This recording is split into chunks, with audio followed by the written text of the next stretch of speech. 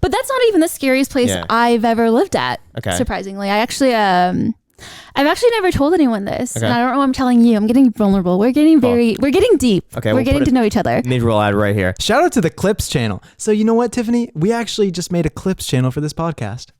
Nice. Wow, that's amazing. Isn't that awesome? That's perfect. Yeah. It's linked down below. Welcome back from the sponsor. Welcome back from the sponsor. That's right.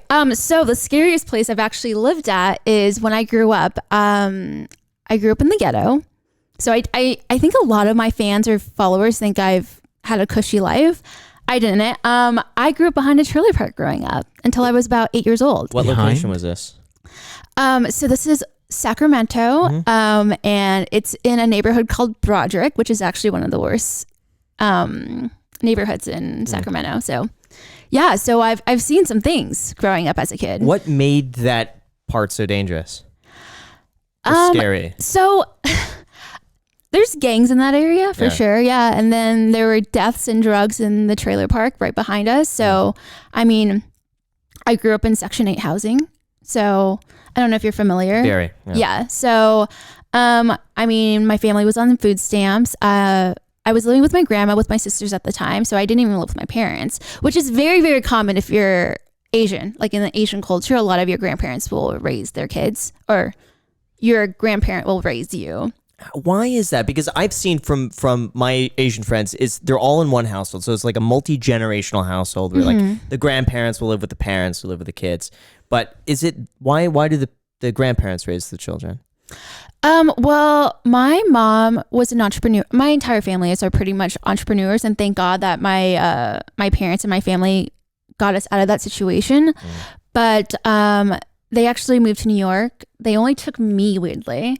And my two older sisters were still in Sacramento, and they went to school out there. And then my parents got divorced when I was 4 or 5. And then I got sent back to Sacramento to live with my sisters.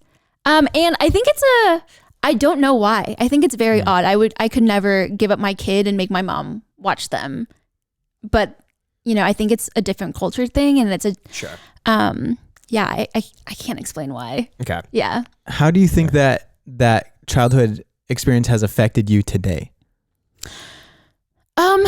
And your thoughts on maybe like money or relationships or something like that? You know what? I think I'm good with my money until Graham Stephan makes videos about me, and I'm like, fuck. You are good with your money. You're good with your money, but I make everybody look bad with their money. Though. You make me look so bad. You could be like a financial minimalist, and I'd be like, wait a second, they spent 15 cents more than you needed to. Yeah.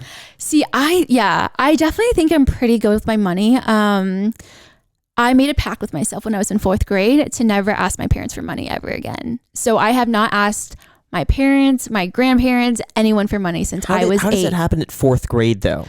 You know what it is? I hate to call out my other sister. My other sister, oh God, I hope you're not watching this tree.